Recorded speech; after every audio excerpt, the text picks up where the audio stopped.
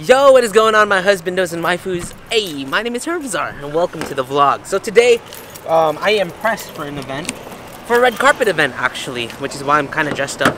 Not nice, but I'm dressed better than usual, not in my usual hentai shenanigan clothes. We got a long drive ahead of us. I'm pretty much going to be on the road for a little bit, but I am picking up one of my dear friends, QueenBean, so I'm excited to pick her up. This is like me actually having her in the vlog with me. Like, we're actually going to be hanging out and stuff.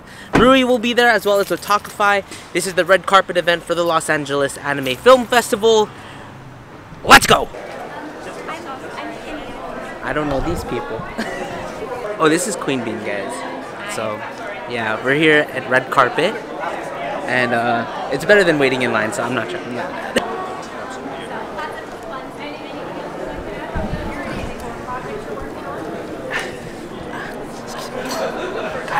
Guys, oh my god. I don't know what I'm doing. You look Go so to the nice. red carpet. Go red carpet. You look so nice with your little Dude, I was gonna wear pants. my Hawaiian shirt. Oh, it's Friday. You gotta wear a Hawaiian shirt. Is this Rui? Oh my god. I should be on red carpet, but I'm too fat. Like, they couldn't fit me, so I had to like just stay out. I'm so sad because everyone is so cool and official. They have like a little. I was gonna but yeah, they all like have cameras. Like, have a like hell expensive camera. I just have my cheap. You just dragged a cosplayer. I just dragged a cosplayer with me. That's true. No, it makes it's like, oh, it's my secretary. 1, 2, 3, 4. Famous people.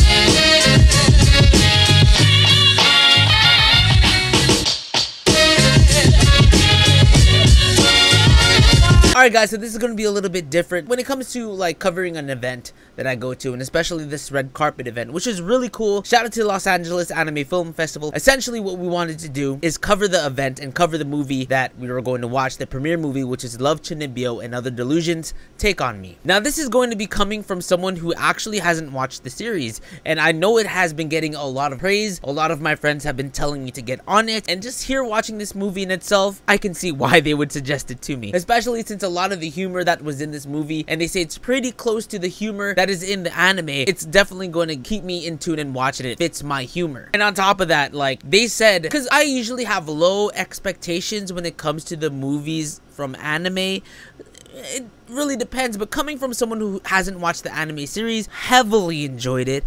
Really cute anime as well, and as well as my friends who have loved the series have been saying, you know, this was actually a really good movie and I really enjoyed it. Now before we get into that, I wanted to talk about the actual festival. It's a 3-day long event where they show anime movies throughout the whole weekend, which is really cool. Unfortunately, I was only able to attend one day, which was the premiere night. I actually had a guest with me. I had QueenBean. Shout out to QueenBean. Thank you so much for coming with me. She's amazing, man. She deserves a lot more love, guys. Go follow her. She's almost at 10K. Kind of like how your boy's almost at 10K on YouTube. She's almost at 10K on Instagram. If I was to kind of like compare her to anyone, it would be like how she works on her cosplay and her Instagram and her business that way is how hard I work on YouTube. So she's someone that I feel like is completely underrated in her like category. So definitely go give her a look. She's freaking tight, she's beautiful, and she's a homegirl. On top of that, I was able to attend it with Otakify. Of course, you guys know Otakify, it's my boy, and of course Rui, Ryu, Panda. So yeah, we were able to attend the event as press. There was just a lot of famous voice actors there, from Fire Emblem to Avatar to My Hero Academia, Dragon Ball. There was a lot of people there, and it was really cool. Unfortunately, I can't really I don't know every single voice actor, but for the most part, it was really cool to see all of these familiar faces. Like, I've seen them before, I've heard their voices. When they start talking, I'm like, oh snap. So definitely, like, it was an awesome experience, and I definitely want to go next year, and hopefully next year I'll be able to attend all days. Of course, like, this year in particular. You guys know my life is a little bit crazy, but for the most part, like, I had a lot of fun. Of course, good company is always good. So I would say, guys, if you ever have the opportunity to go to the Los Angeles Anime Film Festival or any anime film festival in your area, definitely do it. It's a lot of fun, and I'm glad that they accepted me as press. It was awesome. So let's talk about this movie, Love Chuunibyou, and I just figured out how to say Chuunibyou and Other Delusions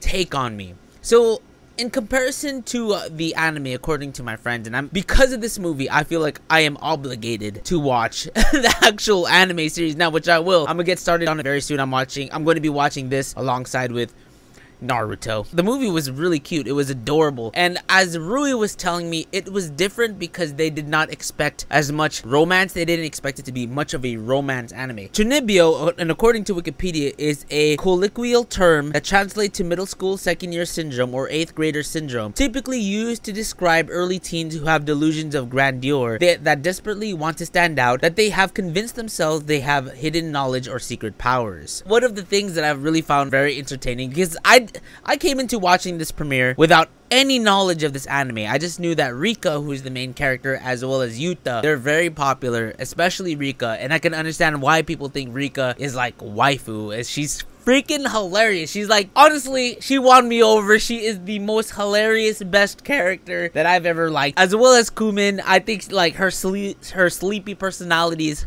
freaking adorable. And I would be like, that's me, but then, you know, your boy don't sleep. But then, you know what, she can compensate the sleep that I miss, because, you know, she sleeps a lot, so she could take over in that regard. But a lot of funny moments, and especially Rika, with the struggle of Rika, and I'm gonna try my best to not spoil it because I know a lot of people want to watch it. I just enjoyed Rika's struggle into understanding certain things, as well as, like, this was essentially a love story. I felt like coming off of this, it felt more romance than comedy, and what people were telling me is that Love Chuunibyou is really funny, and even the action portions of this where they're using their magic powers but they're really fighting, and like, for example, Dekomori, when she had her pigtails, but really like in like her fighting mode, she's using like different axes, and Shinka as well, she's doing some prayer shit. Like, it's just so funny, like when they show like they're fighting in their head what it looks like, but it kind of warps into reality what's really going on, and it just looks so freaking plain and ridiculous that they just look like a bunch of nerds fighting for no reason. But more so in terms of the romance portion of this, I felt like, even though, for me, coming from someone who hasn't watched the series, which I will watch the series, I freaking promise, like, I enjoyed it because the romance made sense, and even though I am not familiar with these characters jumping into it, I was already invested into their story and everything that has happened. It showed little flashbacks of what happened during the anime series, according to what Tommy and Rui have been telling me, but it wasn't excessive. It wasn't more so like, oh my god, we already saw this in the anime episode. It was just done perfectly. There is enough for me to understand what has happened in the anime that the movie was making sense about how these two have grown together, and their little adventures were so adorable. And let's talk about the animation first and foremost. Top tier. Of course, the movie usually gets a better and bigger budget, and as well as more effort into creating it, where there was a lot to like take in, and you just saw the beautiful sights of Japan. You got to see, of course, the soundtrack was amazing, and even like the movements of the characters. Of course, like I said,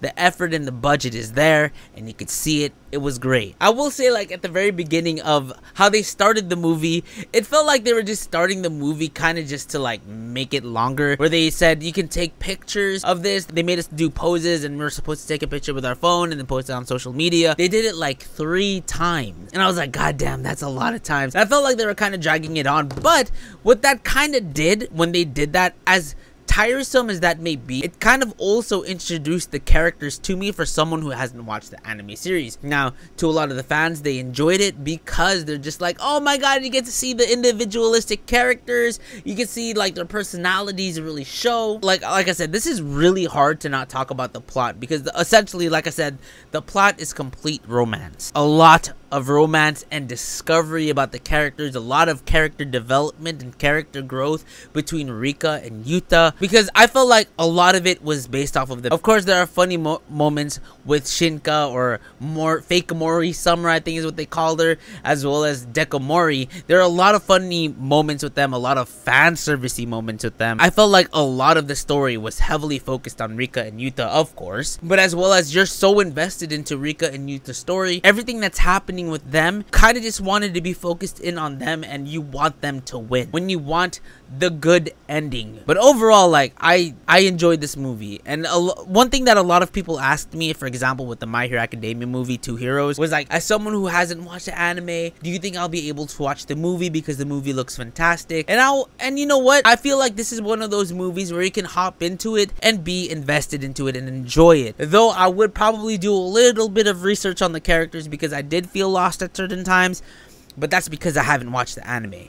So just, you know, watch a few episodes. I would suggest it. From what I hear, this is right after season 2. So I think this is legit the finishing touches of the actual anime. Like, I think the anime ends, like, the series is done after this movie. At least it should be, because I felt like if this was legit the end of Love, Chuunibyou and Other Dimensions, I feel like it has ended perfectly. Dunzo, they don't need to add any more episodes. If anything, they could add a spin-off episode. So yeah, I personally think it ended perfectly. So now, like I said, I feel extremely invested, and that I should actually watch the actual series, because I mean, I'm this knee deep into the series, and I've become extremely invested into Rika, because I think Rika is an amazing girl. I think Yuta is a great male protagonist, and of course all the support characters are there. They're great, unless I'm pretty sure, I feel like they would all like be highlighted in some way. But yeah, I mean, let me know in the comment section below, like, who you guys think is best girl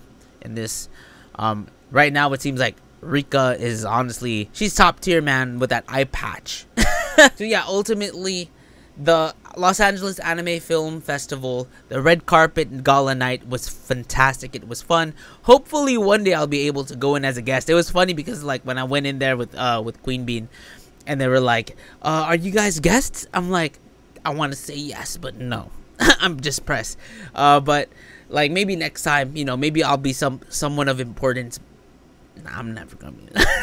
But it was a lot of fun. It was really cool to see all of the, like, amazing voice actors, and you know, we really gotta show a lot of love to the voice actors and the creators. And like I said, I just appreciate, like, Los Angeles Anime Film Festival for accepting me to be able to pull up and to come through and letting me bring QueenBean with me. Either way, guys, that is my experience, my review, and Los Angeles Anime Film Festival experience. Thank you once again for having me. Thank you guys so much for tuning in. Make sure you guys go ahead and drop a like, subscribe, and I will see you guys in the next one.